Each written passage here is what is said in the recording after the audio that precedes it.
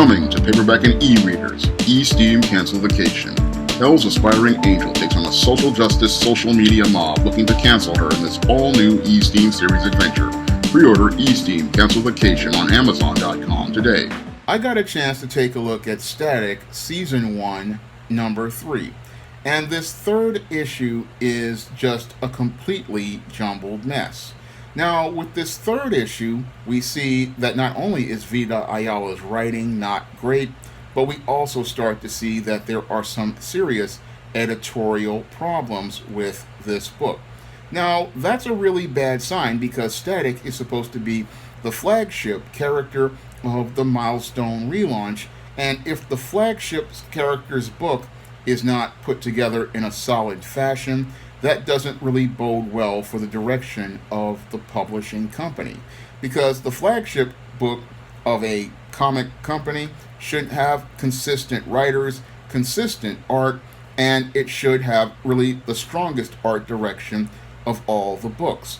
Now, the big problem with Static Volume 1, Season 1, Number 3 is that they give you one story on the cover and a completely different one in between the pages of the book. Now, on the cover, we have your Virgil Hawkins during the Big Bang, what it looks like, taking on some thugs who are from the government, dressed up in some Nazi-style uniforms. Now, this kind of cover could be construed as woke, and it really doesn't, again, fit anything as related to what goes on in the story. So this is already one red flag for this book as related to editorial. You've got a cover that features a story that isn't featured in the book. Now, as we go into Static Season 1, Number 3, the story starts out with some really poor transitions. Now, in this book, we have your Francis Stone, aka Hot Streak, and he's being locked up inside of some sort of or institution where they are making an offer to him as related to getting more of the Bang Babies. So I'm wondering again, how after Hot Streak escaped, how did he wind up here with this group? And it looks like they're trying to propose that he's going to get these people, these government types, Bang Babies to use in their experiments. Again, pushing the whole narrative of the evil white male, which is something I've had a real serious problem with these Milestone books. They're trying to continue to push, one, the conspiracy theory, and then two, pushing your Francis Stone as a traitor to the Bang Babies and an evil white man. So their development of the villain is bordering on woke. And then on that first page, we go to the transition page of Virgil being inside of Kurt Metcalf's place where he stashes some of his inventions. And inside of this place, the police are looking for your Curtis Metcalf, aka Hardware, because he's a brother on the run from the evil white man and his enforcers, the police. So your Virgil is in here and he's putting together whatever is related to Kurt Metcalf's stash so he can escape. And again, this is just, again, something that was just a bit of a jumbled mess. Now, I'm not a fan of Static getting his gear from your Kurt Metcalf because it really is a poor copy of the Tony Stark Peter Parker relationship from the MCU. It's not very original, it's not very creative, and it really goes out here and nerfs Virgil's scientific creativity, because one of the things I loved about the original Static book was the fact that Virgil was a guy who could go out here and invent his own things and work towards doing things for himself. Now, back in the old comics, Virgil taught himself how to master his powers, and he also went out here and put together his own costume. And I really did not like the whole Kurt Metcalf connected to Virgil Hawkins like this, because again, it's just really lazy writing. It's like she sat there and took Captain America Civil War and Spider-Man Homecoming and tried to go out here and transpose this onto Virgil, but this doesn't fit Virgil the same way it doesn't fit Peter Parker. Now, Virgil manages to escape from the police by putting on some of the stuff in Kurt Metcalf's lab and then going out here and making an escape for himself. And as he's going out here charging up some of your Kurt Metcalf's inventions, he learns how to use his powers to magnetize a one of the sewer covers, and he flies for the first time. So this is another example of the expository Bendis style storytelling, because in the first issue of Static we got Virgil doing all of these things, but in this whole stretched out Bendis story model that Vita Ayala is using, we get to see Virgil finally flying for the third time. Now the story continues to go on, showing Daisy running with issues with her powers and then running to Darius for help. And this story starts to just trying to go around talking about the whole Bang Babies being experimented on. And we then move over to Virgil at his house with the gear. And as he's working there, he's sitting there talking about all the stuff that Kurt Metcalf left in there. And he starts to go out here and talk about why he wanted to be a superhero, which is one of the better parts of the story. And then he talks about his relationship with his sister and how she taught him how to sew, and he puts together his new Static costume. Now, that was one of the other big problems with this comic. We have Static dressed in one costume in Milestone Returns and on the cover, but in this book we get him in another costume. It's just not really consistent, and it doesn't really lead to you having a strong first impression, because if you're going to introduce a character, you need to make sure that their uniform costume is consistent, because if they have a consistent costume, the reader can easily recognize them. But what we see here with Vita Ayala and Milestone, they want to give Static 2 or 3 different costumes, and again, that really does real harm to the character's brand recognition. You really want to just make sure you give your character one distinct look, because you want the reader to easily identify them and quickly head over to pick up the next book in the series. Now, as the book goes on, we do get some really decent moments here with your Virgil and his father, and we finally get some moments between Virgil and his friends that really start to capture the spirit of the original Static comic, with the exception of Frida being colored brown.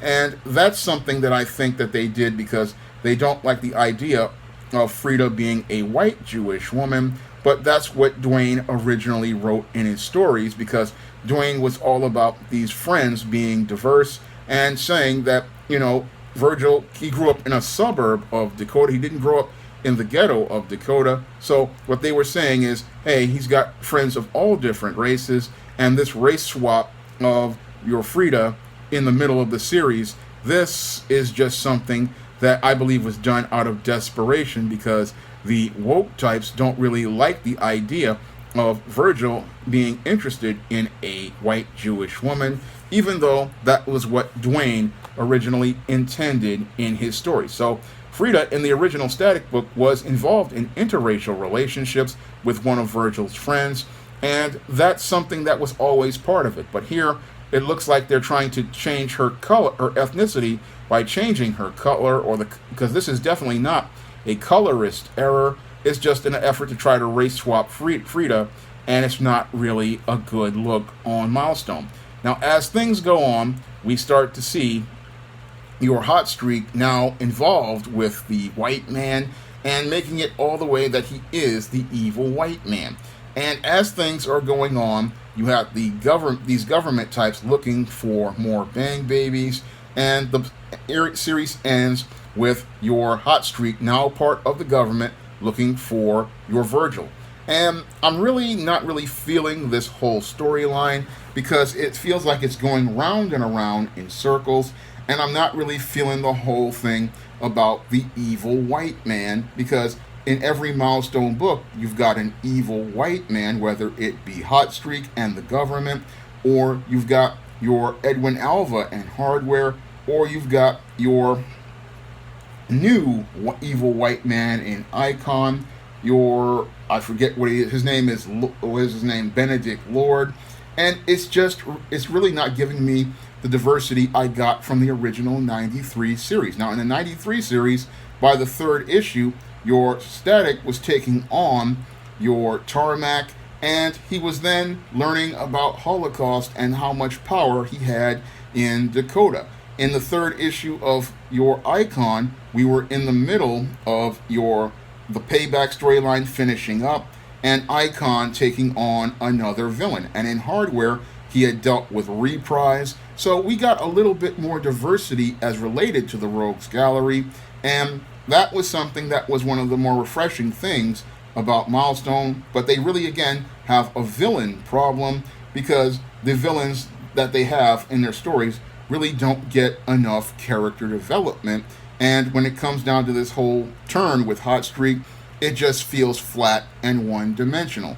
But there were a little bit better moments in this issue of Static than there were in the last two issues. At least we did get to see the moments between your Virgil and his friends that we should have seen in issue 1. And we did get to see those family moments that were very tender.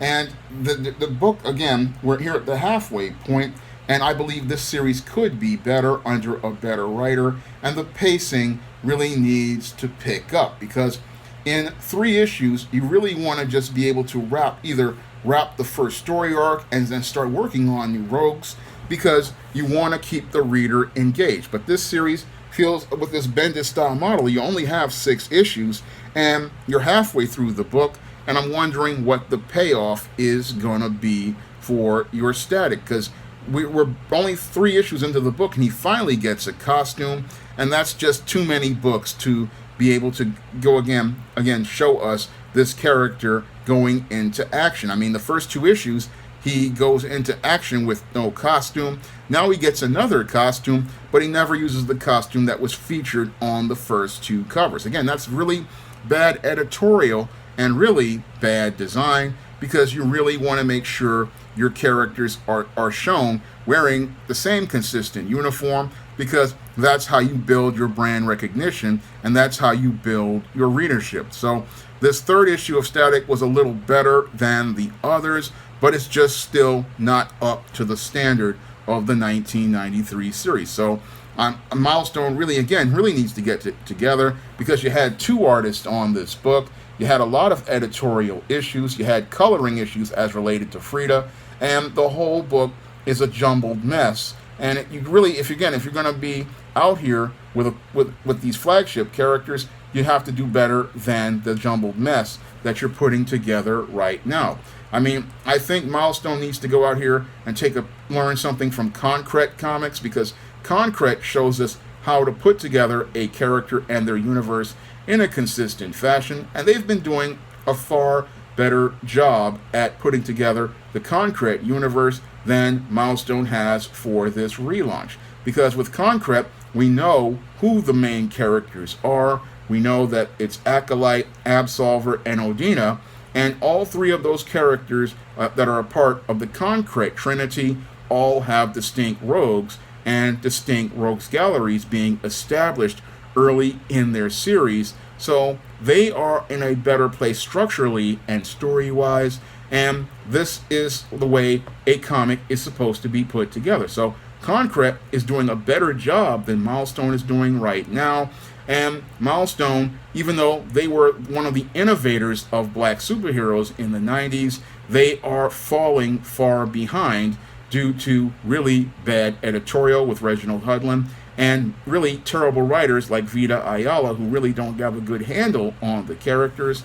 And this issue had, again, art issues and coloring issues, and this is again not a good look for Milestone, who really need to get it together, because in today's extremely competitive black comic market, you have to present more than a content, the color of somebody's skin. You have to present some content in your stories as related to the character, or else you're not going to be able to compete long term. And if Milestone continues to making mistakes like this, I don't see them lasting longer this time than they did back in the 90s. So If you want to try my first comic, Esteem No Good Deed, you can find it on Kindle for 99 cents. And if you want to try some of my other books on the SJS Direct imprint, like the ISIS series, the Esteem series, and the John Haynes series, which feature action-packed fantasy stories featuring black characters, you can find those books in paperback and Kindle format on Amazon.com. And if you want to see me make more comic review videos, you can donate to my Patreon, my PayPal, or my Cash App by clicking the link in the description box. That's all I have to say for this video. You can comment, rate, and subscribe. Now available in paperback and e-readers, ISIS, Revenge of the Cyber Goddess. The goddess next door takes on the threat of a deadly digital diva driven to destroy the world in this action-packed, all-new ISIS series adventure. Get ISIS, Revenge of the Cyber Goddess featuring a bonus pin-up and the other 2 books in the Cyber Goddess saga at online bookstores everywhere today.